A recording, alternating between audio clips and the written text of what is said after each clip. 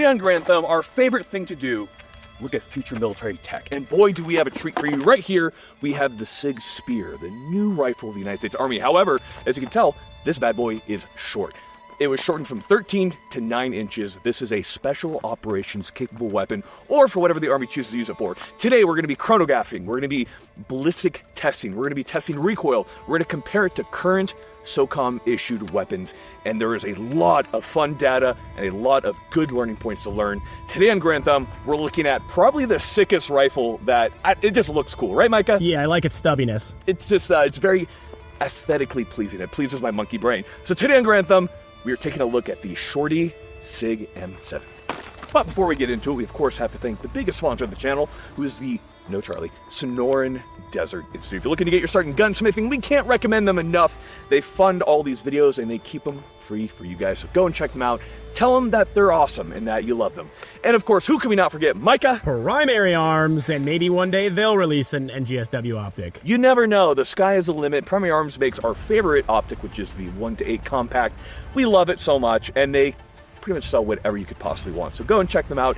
And if you want to get better at shooting, we recommend dry fire. Nothing is better than Mantis. It turns your weapon into a dry fire machine. Please go and check them out.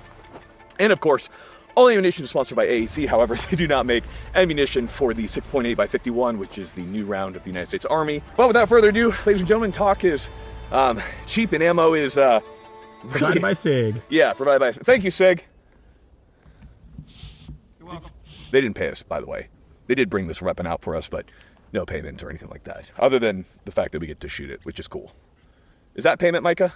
Maybe the real shilling was the friends we made along the way. From the M16 to the M4, and from the SIG Spear down to the Shorty SIG Spear, typically within militaries, you will have a short variant of a service rifle made. The reason for this is it's more maneuverable. It's easier to take on helicopters or take it into crewed vehicles. It's easier to do special operations stuff with it. So this is nothing new, the fact that SIG decided to make a short variant, but they had to do a lot of weird things to do it. But with all that being said, the SIG Spear fires the 277 Fury, which is the round that these are all chambered in, at about 3,060 feet per second to 3,100 feet per second. So what we're going to do with this guy, being that it's 9 inches instead of 13, we're going to see what the velocity is with this 9-inch barrel.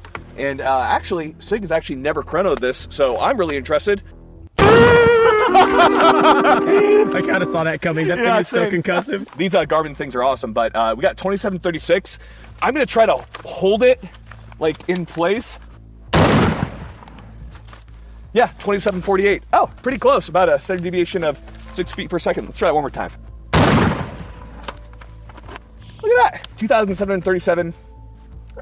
We have to point out that I have a projectile that's 113 grains, traveling about 27.5 feet per second. That's freaking fast. So when we take a look at, like, our URGIs, the shorty variants, like the 11.5s and the 10.3s, those are typically launching your 5.56 closer to 25 to 26, and those are typically, 55 grain. So we have a very fast, very heavy round, and you certainly feel it in recoil. So let's go ahead and let's show you what the recoil differences look like between the URGI and the Spear Shorty.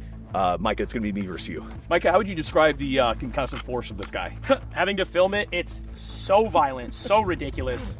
You could feel it in your soul. So we have the suppressor that typically goes on the Spear right here. So we've attached it to the Shorty. So we have the URGI, which is current SOCOM issue, but we'll go ahead and compare length. They're fairly similar. Longer. No, mine's a little longer. Oh, yours is longer? Yeah, mine's longer. Yeah, it's okay. And that makes sense. We have a longer receiver to accommodate a larger round. Now, that being said, this guy right here has an 11.5-inch barrel, and still we're getting similar velocities between these two. However, this guy is firing a 113 grain projectile, while this is firing 55 to 62 grain. So there's a difference. We're gonna go ahead, we're gonna try out the recoil differences between the two. Yeah, stand by. Up. 5, you're oh. SIG is disqualified. SIG is disqualified on this one. 2 ready, stand by. Up. You can go a lot faster. I can. Isn't the point to kind of like show the recoil as fast as you can? I was trying to build your. This is like, yeah, I can do that too. Okay, you can beat me. Go ahead. Up. Ah! But I mean, to be fair, I've shot like 1,000 rounds on this. Just today. You've shot 7. 7. Next up, we have the URGI 11.5. All right, stand by. Up. Even the sound. Yeah, clean. Okay. 5.56 has no recoil. It feels like a toy. It feels and sounds like a toy. Stand by. Up. Dude, it actually feels like a gas-powered airsoft gun. Like going from that to this is just it. Okay, obviously there's a lot more power when it comes to the shorty spear. So it's always a question of how much recoil can you handle and what can you control. I mean, I'm going to say it that the URGI is such a refined system at this point. It's hard to kind of compare the two. Yeah. I don't know if every shooter is capable of shooting that. I'm going to be completely honest. It definitely has its place. It's a very powerful round coming out. But you definitely get the recoil with it. Yeah. Okay, now that we've done that, let's go ahead and let's run it auto. Jeez. We're now going to run full auto on both guns. Now, to be clear, the spear has a 20-round mag versus the URGI, which has a 30. Ready? Yep. Dude, that was pretty good. It was all right. Yeah, it was good. No, that was good. 9 out, 11 in. I'd be lying if I said that my vision the whole time was kind of just like zzz, like I didn't really see much. I feel you. Well, we can let's put a new target up. On you. 4, 5 out, 15 in. I'll take it. Yeah, that was I'd say pretty similar dispersion. Yeah, for the pretty most part. similar. Yeah, I guess now we do that. Yeah.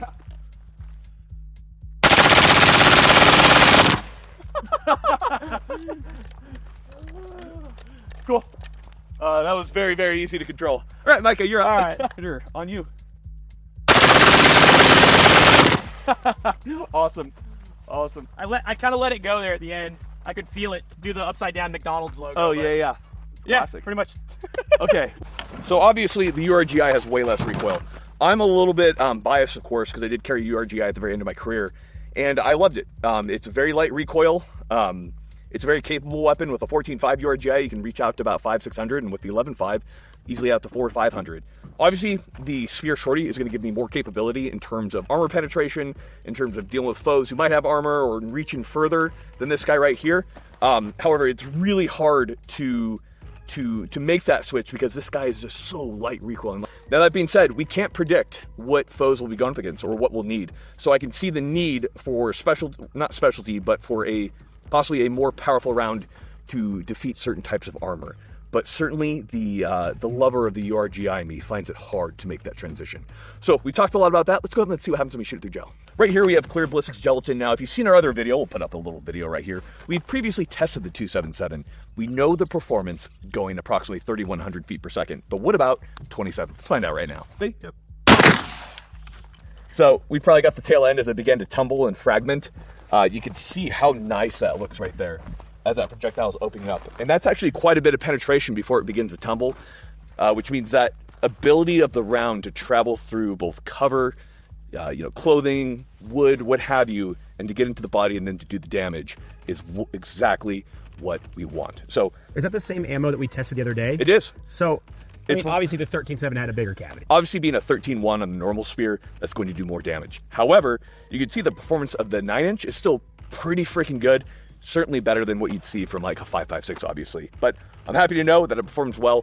We've done a lot of testing on this. Let's go ahead and let's talk about this variant. Now, this video is sponsored by Barbell Apparel. We love them for a variety of reasons, but mostly because it's built for people who are fit. Therefore, they're not going to die statistically as soon. But we are introducing right here the Covert Short.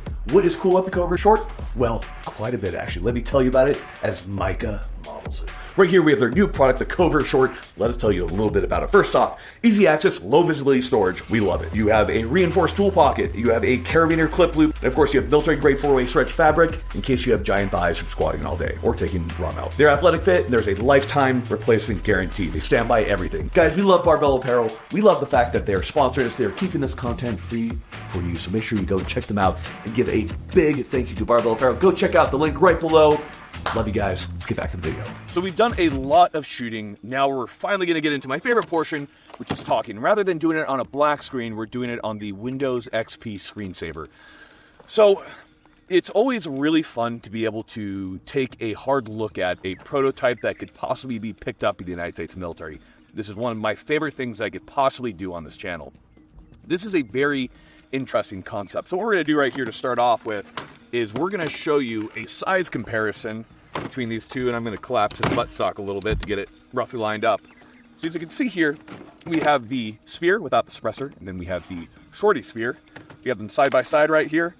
And it might not seem like there's that much of a difference, but 4 inches really does make all the difference in everything. So it's actually, That's gonna piss some people off. what, 4 inches? 4 inches. Oh, Is yeah, well, especially Charlie. Yeah. And the ranch hand. Exactly. But it's far more maneuverable, taking off a little bit of that. Think about going from the M16 to the M4. That was a 20 to a 16. That was also, well, to a 14.5. That was a huge amount more of maneuverability that you had. Now, there's a lot of very interesting facts about how this was designed, why it was designed, a lot of the thought processes behind it.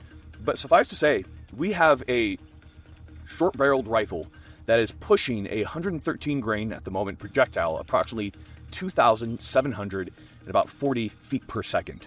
That's incredible. That's an incredible amount of devastation in a small package, as we can see right here. But nobody can explain it better than our favorite person from SIG, St. John. Come on, St. John. Come on, let's go. You knew I was like he building still has once, the stash. you like, oh my God. We're not in the military anymore. I can barely retired. concentrate. We're retired. We don't have to. Retired. Retired. Thought that word was potentially off limits. But St. John, thank you so much for coming. Do you want to explain? Yes, thanks, buddy. Thank you. Of course. Do you want to explain a little bit about who you are and why they should listen to you? Really, I'm no one, but I'm the mouthpiece of everyone's hard work at SIG, and that's kind of a true story. So I work at the Defense Strategies Group, which is kind of the sales side of the product management team, the weapons development team, the special weapons team. Aren't you guys pretty much like the skunk works of SIG? Yeah, I mean, like the special weapons group and the product management team is. Again, I'm the guy that talks about it, right? So I'm very fortunate. And you have a little bit of military experience. Yeah, I did 22 years in the Army, 15 years in Ranger Regiment, and 7 years as a competitive shooter for the Army. So whatever that's worth. Can you tell me a little bit about the shorty spear that we have right here? I know we've talked about it quite a bit. We have to hold it up so our lovely audience can see it. Okay. So distracts away from this disaster a little bit. Yeah, too. yeah. Well, That's, me I think, too. I don't look very good. I'm getting old. Yeah, so you are. I know. It's kind of a unique thing, right? So if I really kind of go back in the lineage of the spear itself, and maybe that's quite interesting, the spear was actually born as a submission rifle for the Army CSAS, which was a 16-inch Accurate sniper rifle program back in, I believe, probably 2016. We were unsuccessful in that. We shelved the rifle itself. The shorty version was actually developed prior to the next-gen version because we were looking for an outlet for all of that developmental effort. And so we developed a 9-inch PDW style, and we called it the MR at the time for medium rifle. And then the Army also had a medium rifle program, etc. So next gen came around. We were like, hey, we've got the foundation for it. You know, one of the cute things about that aspect is the side charging out was born because it was originally a sniper rifle to be laid down in the prone position so that you could charge it while on the prone. There's no weight error to that, so we kept that feature on there. Just that was my first thing I said to you guys. I'm like, why not get rid of it for weight? And you're like, it's actually net zero change. Yeah, because you have to hog out the receiver in order to get the. Well, I mean, I love the FAL, so keep it. So, anyways, I enjoy it for a lot of aspects as well. But anyways, so the shorty was actually born from there prior to the NGSW. It was shelved. The NGSW was born of that CSAS MR project into the NGSW rifle, into the spear. But when you look at why we were coming back with kind of going back into that direction, right, a 7.62, 6.8 type PDW weapon system, realistically, the Army has an initiative where they're looking to take weight out of the guns. If you think of the M4, M16 program all the way to the M4, it was a continuous and constant evolution throughout the entirety of the procurement through the fielding of that weapon system for 40, 50 years, and there was always improvements being made. And one of the initiatives they have is obviously always trying to lightening soldier load. That's a weird word. Yeah, I didn't like it as much as I thought I would. To make it a little bit lighter and easier on the soldier to carry it. How's that? Of course, yeah. So, one of the things that we want to do is make sure that we highlight its capability. And then coming from the special operations community, you can obviously understand why, you look at the gun and it's kind of easy to fall in love with, right? Sure. It really is. It looks hot. It looks good. I think, Micah, you asked me last night, I think at dinner, you're like, what's your favorite gun at Sig Sauer? And it was the MR, which is the it's yours. Yeah. But it was the shorty. It was the M7 shorty, which was the MR because it was just kind of a prototype weapon system, and I'm a firm believer in it. But then when you take the short barrel and you think, man, you're sacrificing some ballistic aspects of what a round can do, taking that barrel length out of it. You put it with our hybrid ammo, the 6.8x51, or any of the hybrid ammos, and all of a sudden, like you said, you're getting 2,750 feet per second out of a 9-inch barrel with a 113 grain projectile. That's wild. It's wildly amazing, wildly effective. So, I mean, that's really kind of the initiative, is to give you a smaller, lighter, easier handling, CQB oriented, You think of the difference between, going from a 10.3 to a 14.5 with a surefire suppressor back in the day. 4 inches. It was an incredibly manageable and wonderful weapon system, right? Like the 10.3 or 11.5 compared to the 14.5 was everything, especially running around rooms, right? It was everything for that. Agreed. And so kind of getting into this weapon right here, St. John, I think what's most interesting about it is the gas system, because it is fairly different from what we see on the Spear. Would you like to speak to that? It really uses our Rattler technology and our gas trap at the end of the barrel that you'll see on the Rattler. And what that does is it actually catches the gas after the bullet leaves the chamber, compared to compared to like a gas impingement system or normal short stroke pistons or short stroke gas piston system where you have the gas hole. Another tough word to say in public. Yeah, gas hole. You have a gas hole, obviously drilled into the bore of the rifle, and you gather the gas as the bullet passes under pressure. This gathers the gas after it leaves the muzzle, or after it leaves the crown of the barrel in a gas expansion chamber, which then captures the gas and drives the piston. That gives you kind of some durability. When you start talking short barrel rifles, there's a lot of erosive aspects, a lot of pressure, a lot of heat. If you put the gas hole in there, what ends up happening is it erodes early, gets blown out, and then your barrel life goes significantly less. I know. And a blown out gas hole. I know there's another word for it. I just can't think of it right now, but I'm positive there is a better word for that. But in any case, if you guys aren't aware, like on a 10.3 Mk18 11.5, as you're firing these full auto, that gas port will begin to erode towards the muzzle. This is standard wear when it comes to like an AR-15 or any short-barreled rifle, and it gets brutal to the point where the weapon will become inserviceable or unserviceable. What's the difference? In any case, the gas trap will help alleviate that problem. It does, correct. Yep. And if I'm not mistaken, we're firing very high-pressure ammo, and we have a 9-inch barrel. What is our typical barrel life that we're seeing right here? Fortunately, the same as the XM7, we're north of 10,000 rounds. So this might seem like a psychotically low number, but even on URGIs, firing M855 Alpha 1, which is the high-pressure 5.56 round right now, you're seeing about 10K before barrels are shot out. So this is actually kind of turned out to be a standard with EPMs, which are those enhanced performance rounds that we're seeing, and those higher pressures.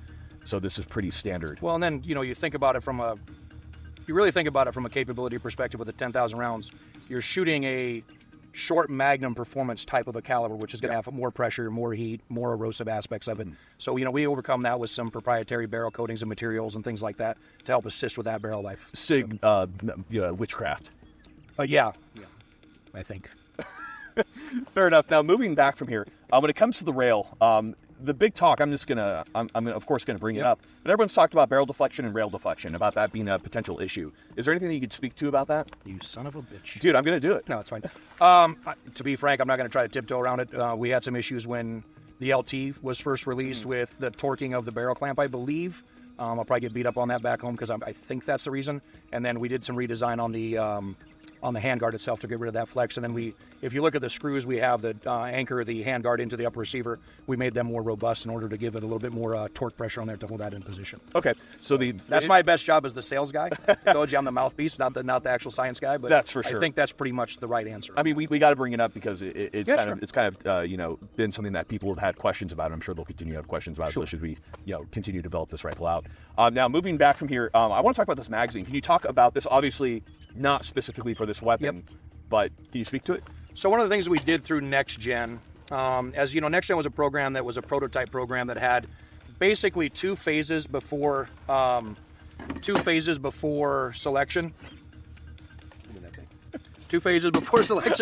two prototype phases. Then once selection was made, we went into a third prototype phase. And what we realized is we could increase our reliability if we designed our own magazine. And we also added a cant, a 2-degree cant into our lower receiver to bring that feeding up, that angle of the ammunition feeding up into the chamber a little bit better. Interesting. So that improvement was made between phase 2 and phase 3. Okay. And by incorporating both of those, the MRBS on this rifle through the Army testing, not, Can you explain MBRS? Yeah, mean round between stoppages. MRBS. Yep, MRBS. So mean round between stoppages. So basically, how many rounds you fire between malfunctions. And by the Army test, I think they tested 5 guns, 20,000 rounds. Our MRBS was 10,000. So one malfunction every 10,000 rounds across 5 guns. One malfunction every time a barrel shot out. Yeah, of course you got to maintain it. You got to wipe it down. You got to oil. You got to lube it. Sure, it's all not those types of things. No. So moving down, are we seeing any other changes when it comes to the the Shorty M7 compared to the regular M7 rifle that we have right here? No. Otherwise, it's going to be the same thing. Be the same thing. I mean, realistically, if you look at the shorter handguard, the shorter barrel, just like any other MCX, you take the handguard off, loosen the clamp, swap them out, put a new handguard on, and now you're into the Shorty. fairly easy. Pretty easy. It's a very simple swap. So if you guys aren't familiar already with the spear here, or the shorty spear, you have a, of course, larger bolt compared to your AR-15. So we have an AR-15 for comparison right here, so you can see those two. Obviously, it's going to be larger. We have a 6.8 by 51, which is the correct metric designation for it, right? Which is 277 Fury. We have forward assist. Anybody argued about that yet? Nope. Good. Yeah, I like them. Actually, there is no forward assist on the XM7, so there is an argument about the forward assist. Dang. Eugene Stoner. He So was that, right. so that is the lightning aspect of it, right? To take that Okay. weight out of there unnecessarily. Interesting. And if you listen to Stoner's quotes, right? As he said. Yeah, 100% he did. We have bolt release. We have magazine release. Obviously, it's going to be ambidextrous. And my favorite part, actually, is that the SIGs have a really, really nice trigger. I've been very impressed with them. Sophie, you want to do the trigger pull? No, I think you do it very well, because I can't do it quite nearly as great as you can. So feeling into the trigger pull right here, we have like a 2 millimeters of travel. We hit a wall. Great let off. So we have that nice 2-stage trigger right there from the reset. Maybe about a millimeter straight. That's like a 3-pound, 4-pound trigger, like a Geissele. It feels like a Geissele SSAE. It's our Matchlight Duo. I don't know the trigger pull weight on it. Now let's feel the auto. Auto has no play into it, and then off the reset, there's no reset because we have QD slots at the back for mounting slings, and then our takedown pins, very AR-esque. And probably my biggest complaint about the spear is that you didn't use a BCM button sock. I forgot my tablet and pen for Mike's complaints. Yeah, can you take that up with corporate? Yeah, Could you let them know? Doesn't it look better though? Go ahead, hold up that one. Yeah, I'm not making no comments about aesthetics, okay? Hold it up. Okay, you let you and your viewers say which one for looks better. the U.S. Army. Tell me which looks better, Micah. Dude, come on, Hey, real talk. yo. I like chunky guns, small stock. Dude, you have the worst taste in guns anyhow. Okay, point is... The nice thing about it is it's just an AR-style buttstock that can be changed by the user. Sure, right? easily changeable. Talking a little bit to our setup right here, we have just like a classic setup you'd see in SOCOM. Light with an N-Gall with a Comp M5S on a spur mount that's very sturdy, very stable. Has all the capabilities that you want. I like this setup quite a bit. I'm going to be honest though, I do find the recoil fairly stout. The recoil on the M7, very manageable. I would say that this is getting quite a bit more stout comparatively to the M7. So that's going to be my biggest complaint about it. But I like the firepower that we're getting from it. I like the reliability. I like the way it feels. I like the way it looks. I like everything else about it. It's just certainly going to be like, I guess, more training to get as proficient as you could with, another weapon system. Yeah, I mean, I guess what I would say is, what do you expect from a 7.5-pound 308 rifle with a 9-inch barrel, right? Yeah, that's fair. There's always going to be take and give. And your trade space for that little bit more training time is, like you were talking about, is ballistic performance, right? 100%, yeah. And especially having the rounds that can penetrate armor and stuff out of this short of a package will be pretty incredible. That's some great performance. It's an amazing gun. Yeah, that's some great performance. I'm really interested to see further development, what gets picked up. Given that the M7's already adopted, I wouldn't be surprised if we saw a short variant being used quite heavily within different forces. So Yeah, I would hope so. that is very cool. Well, thank you for bringing this out, St. John. I can't thank you enough for bringing all these toys out for us to play with, and you rock, man. Thank you. All right, perfect. And then I like your mustache. I was gonna say your mustache. Yeah, your mustache looks good. Did you wax it before you came on? Waxed on and waxed off. Did he? Did he wax it? What, before I came on right now? No, this is all day. You want to know the biggest problem with having St. John on? What? Is the comments never are a discussion about the gun. It's just about it. It's I know. actually, no, it's died down. I would actually I would like to challenge the viewers to humor me with their most, egregious Mustache, rip aparts of yeah. my face. I mean, it never gets old. You're a handsome guy. I don't know. what to tell you. God, it's a burden. Yeah. But you're married. You're taken. Oh yeah, and that's Yeah. So stay away. 100%. Stay away, ladies. All right, guys. We appreciate. I'll put my phone number in the comments just to let you know to stay away, ladies. Yeah, I would highly recommend against that. It's only men in the comments, by the way, and they all live in their parents' basement. Guys, thank you so much for watching. We appreciate you guys. This is Possible Future Military Tech, our favorite thing to do. And of course, we have to put a shout out to what, Micah? The sling. Sling. Onward dude. Research, and of Check 'em course, out. coming soon, which you guys should pick up, by the way, our placard. Yeah, actually, I really have been taking a look at that. Yeah, it's pretty cool. We made it ourselves and fits all the spear mags. No, it looks good. It's good. Low 6 profile. mags. I agree. Getting plussed up. Is he gonna buy it? Let's talk. There we have it. Just kidding. There's no exchange of money. Okay, guys. Shill. Thank you. Guys, thank you so much for watching. We appreciate you. Train, no matter what, whatever gun you have, train with it. And then, as always, guys, we got nothing else for you except for dad advice. With So St. I know John. this was coming. Yeah, I know, but you are. And I have a couple, but I thought, Like it was I said, more our important. ranch hand needs a father figure. It's good advice for him at his age. I actually got this from my grandmother, as if grandmother advice to Okay, her yeah, grandson. grandmother is advice. That's a is first. advised. Yeah. So my grandmother told me, with your money, be very frugal. obviously, right? But she said there's 3 things that you don't skimp on, and she called them the 3 T's. Okay. She said if you scrimp on these things, you'll get what you paid for: taxidermy, tattoos, and titties. And I said, Grandma, that's the best life advice I could ever have, and I'll pay full price for all 3.